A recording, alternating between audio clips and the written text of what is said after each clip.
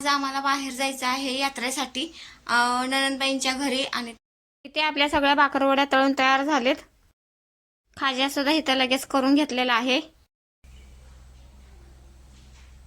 आता यात्रेसाठी जाण्यासाठी आम्ही इथं तयार झालोय सगळे.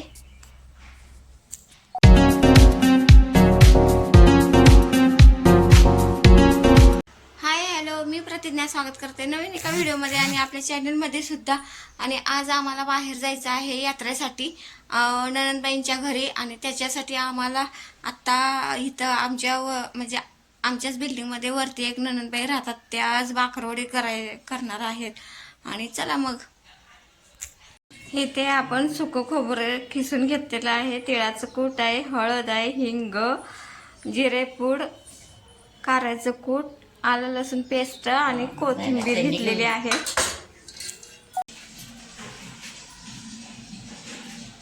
कोथिंबीर एकदम बारीक चिरायला लागते ह्याला, आहे ना. तिकडे कारळ्याचं कूट टाकत नाही तुम्ही, है ना. आमच्या इकडे पण कारळ्याचं कूट टाकतात, त्यामुळे छान लागते हो. असं होते.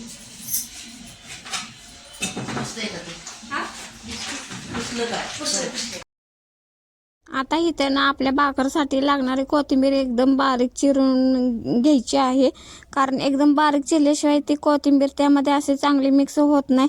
आणि ही सगळी कोथिंबीर चिरून झाल्यानंतर ना आपण तयार मगाशी केलेले जे सारण आहे त्या सारणामध्ये घालून असं एकजीव करून घ्यायचं, म्हणजे आपलं एक वडीचं ना भाकर एकदम छान तयार होतं. यामध्ये आपण सगळं आधी साहित्य घालून घेतलेलं आहे, फक्त आता कोथिंबीर ह्यात घालून ना ते एकजीव करून घ्यायचं.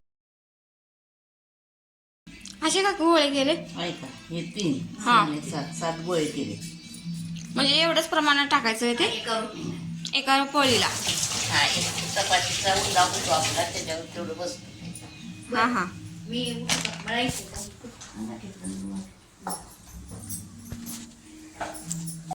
सकाळचे 9 वाजले तरी सुद्धा बाहेर किती कडक ऊन पडलंय बघा.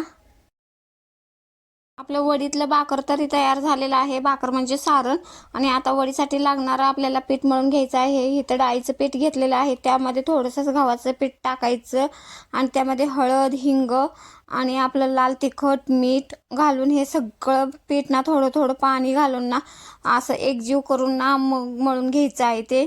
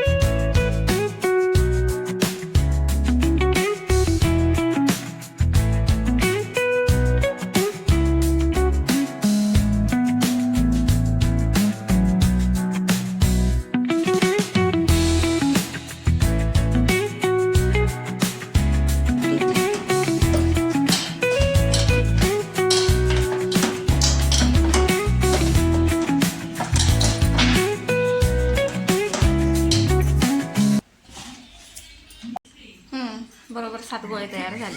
बरोबर 7 गोळे झाले. तुम्ही लाटणार आहे का? आपल्या तयार केलेल्या गोळ्यापैकी इथे एक गोळा घेऊन मी त्याची पोळी लाटून घेते. आणि तोपर्यंत पोळी लाटून झाल्यानंतर ननंदबाई त्याच्यावरती सारण भरून घेणार आहेत.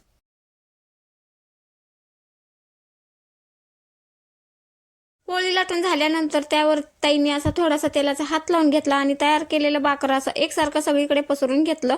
आणि जर तुमच्याकडे एखादा प्लास्टिकचा कागद असेल ना, तो सुद्धा ना त्याच्यावरती असा अलगद ठेवायचा आणि लाटणं ना थोडंसं त्याच्यावरती हलक्या हाताने फिरून घ्यायचं. त्याच्यामुळे काय होतं, हे पूर्ण भाकर त्या पोळीला एकदम परफेक्ट चिकटून राहतं, ते इकडे तिकडे पसरत नाही आणि आपलं तेलामध्ये सुद्धा ना वडी फुटली जात नाही. असं एकदम सारण चिकटून बसल्यानंतर त्याचा असा हळूहळू दोन्ही हाताने रोल करून घ्यायचा, म्हणजे आपली वडी परफेक्ट होते, अजिबात कुठे फुटत नाही, काही नाही.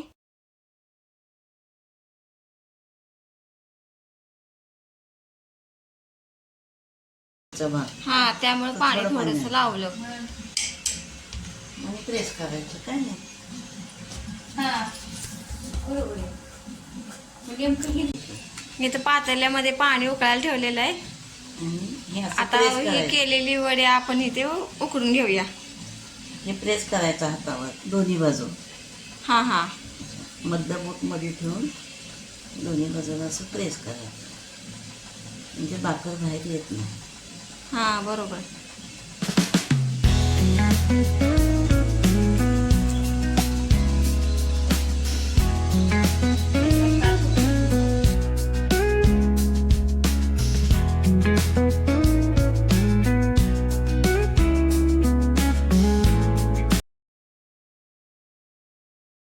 सुरुवातीला ही भाकरवडी पाण्यावरती वाफलून घेतली आणि नंतर ही तेलामध्ये आपण तळून घेतलेली आहे. आणि आता बघू शकताय किती छान आपली भाकरवडी तयार झालेली आहे. नणंदबाईंची भाकरवडी तयार करून झाल्या आम्ही खाली आमच्या घरी आलो आणि तिथे ना लगेच 1 किलो हा मैदा घेतलेला आहे, कारण आपल्याला लगेच खाजा बनवायचा होता. आणि त्यामध्ये थोडंसं मीठ टाकलं, थोडंसं कच्चं तेल घेतलेलं आहे, 1 पळीभर घेतलेलं आहे. यामध्ये तेलाचं मोहन नाही घालायचं. आणि मळून झाल्यानंतर असे गोळे करून घेतले आणि त्याची ना अशी पातळ एकदम पसरट पोळी लाटून घेतली. आणि मध्ये त्या खाज्याच्या मध्ये तिथं असं गोल असं कलर येण्यासाठी ना असं त्यामध्ये थोडेसे असे सुरळी करून घालून ना असा आपण खाजा तयार करून घेतलेला आहे. आणि हा खाजा आता आपण तेलामध्ये तळून घेऊया. आणि तळून झाल्यानंतर हा खाजा पाकामध्ये टाकायचा असतो. आणि आता बघू शकता इथं आपला खाजा तयार करून झालेला आहे. आणि आत कलर घातल्यामुळे किती छान म्हणजे दिसत आहे, त्याचा लुक एकदम छान आलेला आहे. आता पूर्ण तळण्यासाठी आपण ठेवलेला आहे. आता हा तळून आता आपला इथं खाजा तयार झालेला आहे तळून. आता बाकीचा तळून घेते सगळा आणि नंतर पाकामध्ये टाकते. मध्ये पाकामध्ये साखर घेतले, त्यामध्ये साखर बुडेल एवढे पाणी घालून घेते. बघा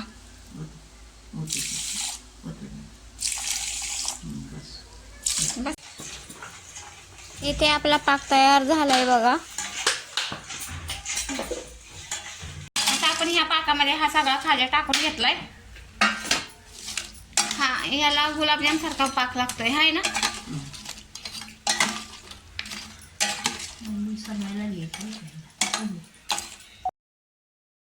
बघा इथे किती छान आपला खाजा तयार झालेला आहे. आणि हा पाकामध्ये घालून ठेवलेला आहे थोडा वेळ मुरण्यासाठी. तोपर्यंत आम्ही जेवण करून घेतो आणि बाकीचं आवरून घेतो. आम्ही इथे तयार झालोय आणि सासूबाई आणि दुसऱ्या नणंदबाई आमची इथे ज्या वरती राहिल्या आहेत ना त्या खाली गाडीजवळ गेलेल्या आहेत. आणि आम्ही आता दोघी मी आणि आवरून तयार झालो.